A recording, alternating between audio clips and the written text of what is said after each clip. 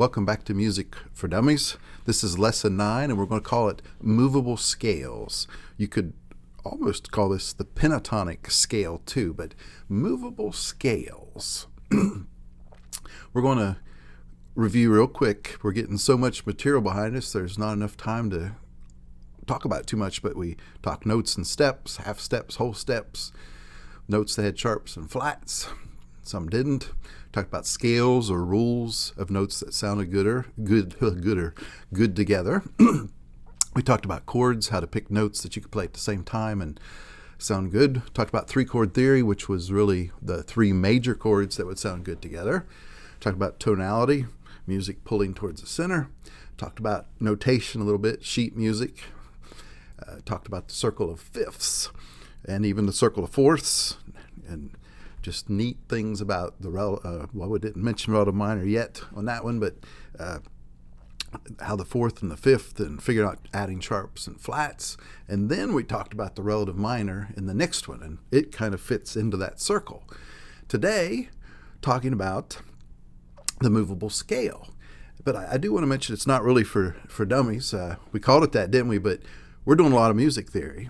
And we're doing some music theory that it turns out, like even guys in high school that have studied music, this is not necessarily the angle that's taken in band and things. So it's a different approach to music than some take. Some maybe have natural talent. Some maybe have to study, maybe not as natural, and then they build knowledge, and it's like, oh, I can do things this way. So don't feel intimidated if it seems like a lot of math concepts are tough. This is deep stuff. Music for Dummies, it's some pretty deep theory. Seems like a lot to keep track of as you're learning more and more. Hopefully you're grasping it and you're so interested it's sinking in instead of feeling overwhelmed. But one thing to make it simpler, this is part of what today's lesson's about, is use numbers instead of letters. If you're thinking about your scales as, C major, I got to remember my C, my D, my E, my F, and I got to remember which ones are not sharp or flat, and G, I got to remember that F sharp. Well, one trick is just to think of it as numbers and forget the letters. And we're going to show you that here in a minute, because it's repeatable when you're just using the numbers. It's, if you will, the same thing over and over. We know when we do things repetitively, that becomes easier to us, becomes rote memorization, if you will. So using numbers is a way to look at it that maybe makes it mentally easier than thinking of each key as its unique own thing. So here, numbers instead of letters. What are we talking about? Well, again, in front of us we have our C major scale. We've got our notes, whole step, half step, no sharps, flats, C, D, E, F, G, A, B, C. But we also called it 1, 2, 3, 4, 5, 6, 7, 8. We can think of the notes as numbers, we've said before. So just use numbers. The notes in the scale, 1, 2, 3, 4, 5, 6, 7, 8. In vocal practice, sometimes you'll do things like 1, 2, 3, 4, 5, 6, 7, 8. You actually do the numbers, or 1, 2, 3, 4, 5, 5, 4, 3, 2, 1, 1, 5, 4, 5, 1, 5, 3, 5. So you're using numbers in that sense. So let's hide that.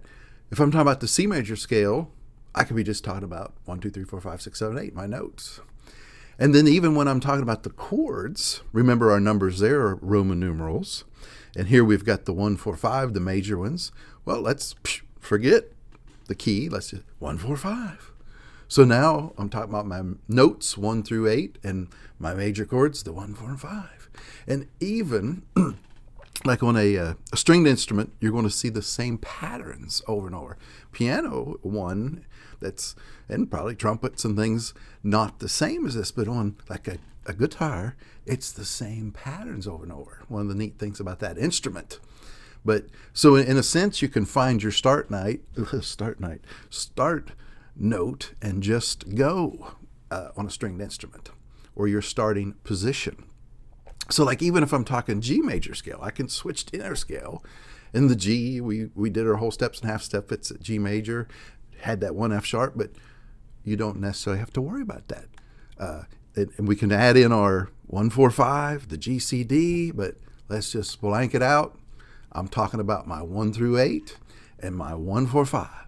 So hopefully you're seeing mentally, in a sense, you need to know where to start and stuff, but in a sense, no matter what scale you're in, you can be talking about your 1 through 8 and like your 1, 4, 5 or your chords, your 1, 2, 3, 4, 5, 6, 7 chord or whatever. So just the numbers.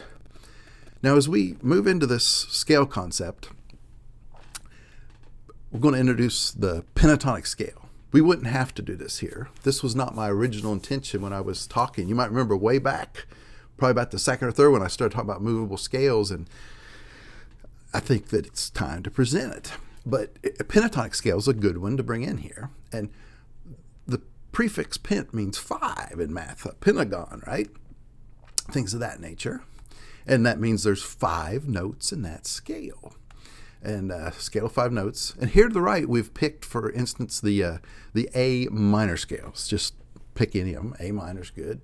And you do that whole step, half step. Remember, it's a different rule. Notice we're doing a minor scale. There's even pentatonics for major, but we're doing a minor scale. There's our notes. Remember, this was that relative minor C that had no sharps or flats. It just turns out you follow the rule A, B, C, D, E, F, G, A. That's your notes. But when we convert it to the pentatonic scale, poof, we're just going to forget about the 2.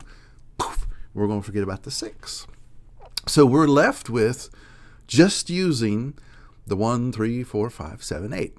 It's, if you count them up, 1, 2, 3, 4, 5, and we start over. So we're only using 5 notes. The 1, the 3, the 4, the 5, the 7, and then back to the 1 or the 8. So you may have seen diagrams like this before. If you've been playing with guitar, I might have seen that over the years, and there was just one day, I remember, it's actually the room I'm in right now, I believe. It clicked one day finally, seeing this. What you're going to find, we're going to spend the rest of the today mainly talking about this, but there's positions. Like here's one position, if you're doing the minor pentatonic, they call it position 1. And you're going to see it's telling you start on the 5th fret. This is A minor. And if you take your guitar, you're going to find that that is the A, isn't it? Perfect. I believe this is the slide that I want to do this on. So let me hit that there. And let me grab this. And it's hard for you to see the top of the guitar up here, but right there I am on the 5th fret with that finger. And there's my pinky way up there. And you can see, as I take that pointer here, that red, it's saying, hey, there's on your 5. And that's what my 1 finger is right there. And there's my pinky on that. And then it's just saying go down to the next string and do 1, 3. Notice the 1 and 3. And do the same thing on the next one. And the same thing on the next one. And then 1 and 4 and 1 and 4. In the key of A, that is my position 1. And it's just telling me to go 1, 4, 1, 3, 1, 3 finger. 1, 3, 1, 4, 1, 4.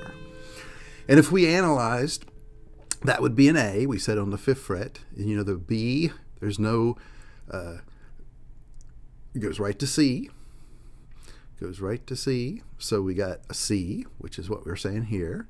And then if you jump down on your A string and you go up to the 5th, you go to your B, C, and then D. So that's your D. And then a whole step up from that D is your E. And then on your D string, you go E, then F, and then bam, a whole step from F is G. So there's your G. And then a whole step from G is A. So if you analyze, you'll see that position 1 there is showing you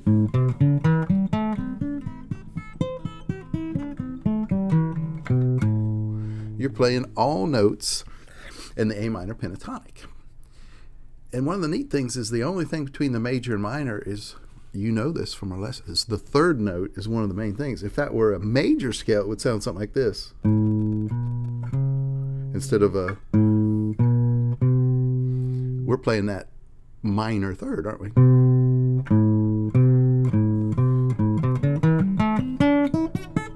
So you see all these guys teaching you, and they show you that real quick, but I really want that to drive home. That's position 1, and in this case on the A, we're in this what we're going to call box there. Well, then you can go to position 2. And what was really the epiphany for me that one day was realizing you're just moving up. It's connected. See, this is the 7th fret right here, and here's the 7th fret. So what you're doing, matter of fact, let me go ahead and draw these. You can, as you'll see, you can go from position 2 to 3 to 4 to 5. Notice those arrows popping. But what's neat is in this one, I use my index finger. And then you realize in this next box, a good one to put, right there's your ring finger. So watch this. Where that pinky was, in that same position, I'm just going to move my ring finger up. And now I'm in that next box. I'm in position 2. And you have to just memorize. And believe me, it's not that hard. I did this in one day once I realized what was going on. But you can go, I didn't say I memorized it well, did I? But 2, 4, 1, 4, 1, 4. What is that? 2, 4. I didn't memorize it well, did I? Let me see here. I can't say it. I can do it, but I can't say it. So it's 2, 4, 1, 4, 1, 4, 1, 3, 2, 4, 2, 4. And that's in that box. And you can notice there it was, that 2, 4, the 1, 4, 1, 4, 1, 3. What is that? 2, 4, 2, 4. And so you'll memorize that box.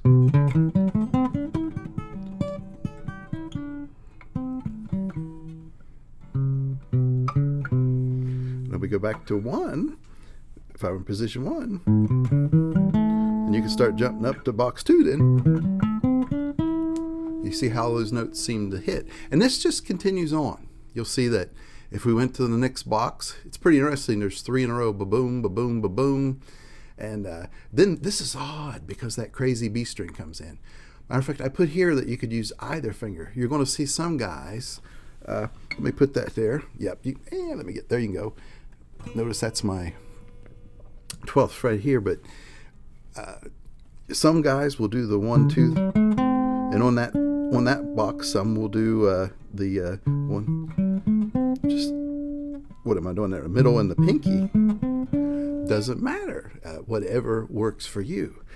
Some people like to just use the 1, 3, and when you get to that crazy next one, they know they kind of slide back up. This is the weirdest box in my opinion, because notice how it kind of stretches over that extra fret where that weird B string's in on us. That B string is what kills us, and there it is, crazy B string. That's why that box is weird on that particular one. Remember that it's not the perfect 4th. We've talked about that. So I won't go to each of these boxes, but here's where, notice that 12's there. You jump back up and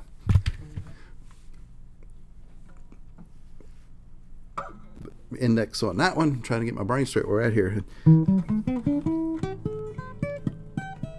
You know, one thing on that, remember your string here, your top E, is always going to be the same as your low E. That's one cheat in memorizing these boxes, okay? And there's a pattern there that sometimes you don't realize at first because that B string fools you. And once you realize, oh, it's the same thing over and over, it just slips up on that B string, kind of helps too. But boxes that just connect, and you can just go from one to the other, to the other, to the other, to the other. Let's see something here. And yeah, I want to just emphasize again, this was an aha moment for me, that when I finally realized how those connected, it just blew me away. And it opens up the whole neck of your guitar of connecting. And again, this is just an introduction. What people really want you to do is start to learn that you don't have to put your fingers in any particular way. You learn, get familiar, and you get used to starting other spots. But this is a good way to learn how to move on the neck and hit notes in your scale. Again, every one of those you're going to analyze, and they're all the 1, the 3, the 4, the 5, the 7, the 8. Let's see here. We jump there. Let me go ahead and move to this view. And this one just demonstrates again, this was that key of A minor that we were in, A minor, pentatonic, and it was that 1 4 1 3 1 3. And notice that's box 1. And I've got the root notes colored in red here, the 1. Those are your root notes. Not necessarily a big font to see, but you could kind of label it out where you're hitting your 3 and your 7 and your 5. But box 1, and remember it jumped to box 2. And that was that, what was that, 2 4 1 4 1 4 1 3. Move to the next box. There's box 3. And remember there were the 3 all together, and that's where that B string came into play, a little bit of a wider box than normal. And then there was the box 4, had its pattern. Then there was the box 5. And finally, if you notice after box 5, if your guitar has the cutaway enough where you can get up there, you can start over again. This was a quick introduction, and I know your brain has to click right before this makes sense. But if we can get this to click in your brain, it is going to take you so far, so fast once that clicks. On a guitar, it's neat that, what did I have there? Maybe I saw something. But the E minor is pretty neat. We did the A, but your guitar is kind of tuned almost in like an open E position. So if you look at like box 1 here of the E, like here's the 12th fret. It's a lot of times, let me try this other camera angle again. A lot of times on the E, you might see them demo way up here on the 12th fret and go the 1 3 1 3 1 4 1 4. That box 1 position. Hard to show you. I wish I could do that better for you. But what's neat is it's really down here too.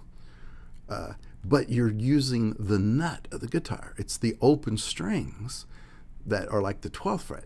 And sometimes to make that feel more natural, let's see if I can get this up here, put it on my right leg. Sometimes I will actually put my finger behind the nut because it makes me feel like I'm on the 12th fret. And you can really do, let's see if I can, the same things, you know, the 1 4 1 3.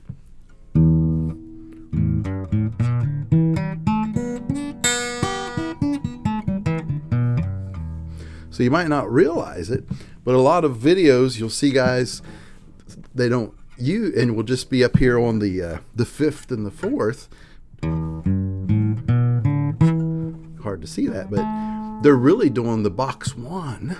But since they're using the open string, they don't have to hold their hand that way. So you'll just kind of see them.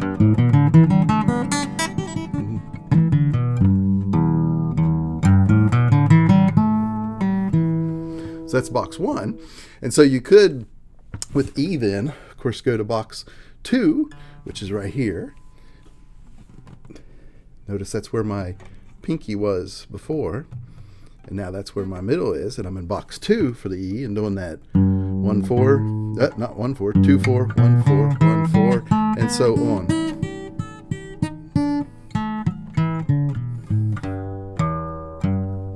And you can go on up to box 3 and etc. So that E is really cool on a guitar because you can get into,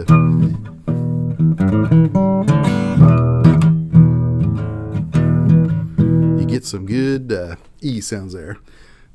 Might give up on that little box there and just go back here. If I twisted right, you'd be, but just you get some good E sounds. That's an E chord.